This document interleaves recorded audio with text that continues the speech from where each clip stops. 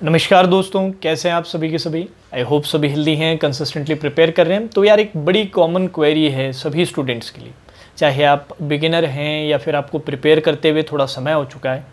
सवाल रीजनिंग के रिगार्डिंग हमेशा एक कॉमन क्वेरी बच्चों की रहती है कि सर पजल सिटिंग अरेंजमेंट में स्पीड नहीं आती। ऑल्दो सवाल बना लेते हैं बट समय थोड़ा ज़्यादा लग जाता है, कई बार 1 मिनट ज़्यादा लग जाता है, 1.5 मिनट ज़्यादा लग जाता है। अब मेंस में स्पीड उतना ज़्यादा मैटर नहीं करता अनलेस कि आप कोई ऐसे पेपर की प्रिपरेशन कर रहे हैं जिनमें क्वेश्चंस का लेवल बहुत ज़्यादा हाई ना हो। मेन जो इशू आता है वो प्री के लिए आता है, क्योंकि प्री के जो सवालों का लेवल है वो इजी रहता है और जो मेन गेम रहता है पूरा का पूरा स्पीड का रहता है कि यार 20 मिनट का अगर पेपर है तो 20 मिनट में ज़्यादा से ज़्यादा कैसे अटेम्प्ट कर पाएँ। और रीजनिंग का जो मेजॉरिटी सेक्शन है वो पजल सिटिंग अरेंजमेंट का रहता है और उसमें जब तक अपनी स्पीड अचीव नहीं करेंगे कोई भी प्री का एग्ज़ाम क्लियर करना डिफ़िकल्ट हो जाता है। बड़ा मुश्किल रहता है कि अगर आपकी ठीक ठाक स्पीड नहीं है तो वो एग्ज़ाम आपसे क्लियर नहीं होगा, ठीक ठाक आप अटेम्प्ट नहीं कर पाओगे। तो इसके लिए क्या 2-3 चीज़ें कर सकते हैं वो मैं आपको बता रहा हूँ, ठीक है। और जो भी मैं सजेशन दूँ गाइज उसको कंसिस्टेंट बेसिस पे कीजिएगा। ये कोई आपको मैं टॉनिक नहीं दे रहा हूँ कि पिया और कल सुबह उठे और उसके बाद सर स्पीड आ गई। कंसिस्टेंट बेसिस पे थोड़े लंबे समय तक आपको ये इंप्लीमेंट करना पड़ेगा, तभी जाके रिजल्ट मिलेगा। तो चलिए बात करते हैं। सबसे पहली जो चीज़ होती है वो है प्रैक्टिस। हर सवाल का जवाब रीजनिंग में प्रैक्टिस ही होता है।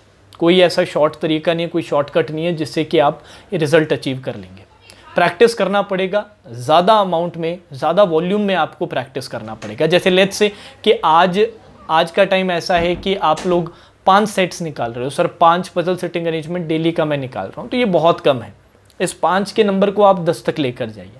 सर 10 तक निकाल रहा हूँ, 10 पे रिजल्ट नहीं मिल रहा, तो इसको 12 तक लेकर जाइए। इससे ज़्यादा जनरली ज़रूरत पड़ती नहीं हमें। तो जो प्रैक्टिस है उसको इंक्रीज कीजिए। अब प्रैक्टिस के साथ साथ ये है कि सर जो भी आप प्रैक्टिस करो ना वो टाइमर बेस्ड प्रैक्टिस करो। बोलने का अर्थ क्या है, जैसे कि लेट्स से अपने प्री का एक पेपर ले रहे हैं, 35 क्वेश्चन का सेट होता है और उसमें जनरली आपके 4 से 5 सेट पूछे जाते हैं। 5 से ज़्यादा तो कभी होते नहीं, जनरली 4 ही होते हैं। तो वो 4 सेट को कंप्लीट करने के लिए आप सेट कर लो कि यार आप किस लेवल पे प्रैक्टिस कर रहे हो।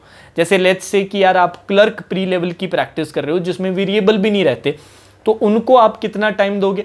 आप उनको 8 मिनट का टाइम दो, 8 से 10 मिनट, 10 मिनट एट मैक्स रख लो।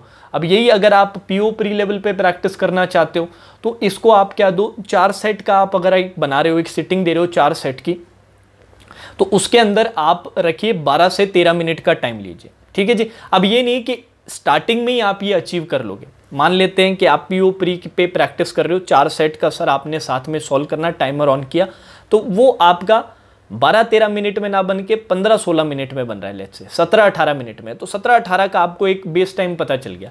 अब इसको पुश करके 15-16 तक लेकर जाना है, 15-16 को 14-15, 14-15 से फिर अपने 12-13 तक पहुंचना है। यही बात आप क्लर्क प्री के लेवल पे जिसमें अपने ने 8 से 10 मिनट का टाइम सेट किया था, कम कम करके इस आइडियल टाइम पे पहुंचना है और इसमें समय लगेगा। बट अपने को लगातार प्रैक्टिस करनी है और टाइमर के साथ ही प्रैक्टिस करनी है। अब दूसरा सवाल आता है कि सर हम ऐसा कर रहे हैं, ऑलरेडी प्रैक्टिस भी ज़्यादा कर रहे हैं, टाइमर बेस्ड ही प्रैक्टिस कर रहे हैं, बट फिर भी रिजल्ट अचीव नहीं कर रहा है। तो इसमें क्या हो सकता है कि आपका जो मेथड है ना सॉल्व करने का वो अच्छा नहीं है। तो आपको थोड़ा सा मेथड को इम्प्रूव करना पड़ेगा, इसको रिफाइन करना पड़ेगा। और सर ये कैसे करेंगे? भाई देखो, ऑलरेडी बहुत सारी क्लासेस मेरी अवेलेबल है, बहुत सारे सेशंस मेरे प्री के अवेलेबल है। आप एक बार चेकआउट कीजिएगा, उन सेशंस के थ्रू प्रैक्टिस तो आप कर ही लोगे। साथ साथ ये देखो कि मैं कैसे सवालों को सॉल्व करता हूँ। देखो बच्चे क्या होते हैं कि एक रिजिड मेथड में फंस जाते हैं कि सर दुनिया के जितने भी सवाल है वो एक ही तरीके से सॉल्व करेंगे, ऐसा नहीं। फ्लेक्सिबिलिटी होना बड़ा ज़रूरी है। Question to question, set to set depend करता है कि कौन सा मेथड बेस्ट है। कई बार ऐसा होता है कि सारे लिख के सॉल्व करना बेस्ट होता है, कई बार होता है कि सर सिर्फ कनेक्टिंग इन्फॉर्मेशन से बनाना सही रहता है, कई बार मिक्स होता है कि सर कुछ चीज़ें कनेक्ट हो जाती है, केस बन जाते हैं, और कुछ में ऐसा होता है कि सर लिख के फिर बाद में एनालाइज करके बनाना होता है। अब इसके साथ ये भी सवाल आता है, कुछ का ऐसा होता है कि सर एक केस में ही वेरिएशन चेक करना बढ़िया रहता है, कईयों में बेटर ये होता है कि यार 2 या 3 केस भी बना लो, जो ज़्यादा इजी रहता है, एनालिसिस कम करना पड़ता है, जिससे टाइम अपना बच जाता है और बहुत आराम से बच जाता है। ये सारी चीज़ों फिगर आउट कैसे कर पाते हैं सर? कैसे पता चलेगा कि सर कौन सा मेथड कहाँ लगाना है? वो एक्सपीरियंस के साथ आता है। जितना ज़्यादा आप प्रैक्टिस करोगे, जितने डिफरेंट वेरिएशंस के क्वेश्चंस प्रैक्टिस करोगे ना, वैसे वैसे चीज़ों का पता लगने लग जाता है। ठीक है जी। अब तीसरी जो इंपॉर्टेंट चीज़ है वो जो मैंने पहले भी बात की थी वो है पेशेंस। देखो यार, ये जो प्रोसेस है, ये जो तरीके मैंने आपको बताए हैं, सजेशंस दिए, वो लंबे समय तक जब आप इंप्लीमेंट करोगे ना तब जाके रिजल्ट मिलता है। ऐसा नहीं कि सर हफ्ते भर में ही आपको बहुत बड़ा रिजल्ट मिल जाएगा। हाँ, हफ्ते भर में हो सकता है थोड़ा रिजल्ट देखने को मिले, 15 दिन में थोड़ा इंप्रूवमेंट और मिले, महीने में, 1.5 महीने में आपको सिग्निफिकेंट इंप्रूवमेंट देखने को मिलेगा। बट कंसिस्टेंट बेसिस पे आपको अटैक करना पड़ेगा, वॉल्यूम अपनी प्रैक्टिस की बढ़ानी पड़ेगी अगर आप स्पीड अचीव करना चाहते हैं, और कोई तरीका नहीं है। अब काफ़ी बच्चे कहते हैं कि सर मॉक्स का क्या करें।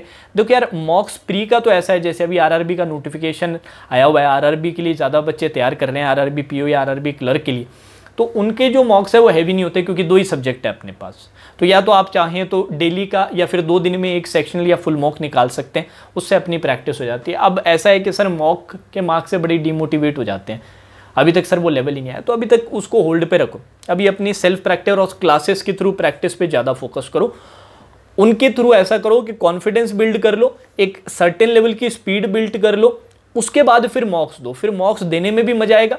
इनिशियली बेस्ट मार्क्स तो नहीं आएंगे, बट धीरे धीरे करके आप इंप्रूवमेंट देखने लग जाओगे। तो इन सजेशंस को थोड़ा सीरियसली फॉलो करो यार। ऐसा कुछ है नहीं कि जिन बच्चों की स्पीड होती है वो कोई बहुत ही यूनिक बच्चे हैं, नहीं, उन्होंने मेहनत की है उस लेवल के, उस लेवल के आर्स पुट इन किए उन पजल सेटिंग अरेंजमेंट के सवालों में। जैसे ही आप वो आर्स पुट इन कर लोगे, वो उस लेवल की मेहनत कर लोगे, उतने समय तक मेहनत कर लोगे, तो आपको भी रिजल्ट मिलने लग जाएगा। ठीक है जी।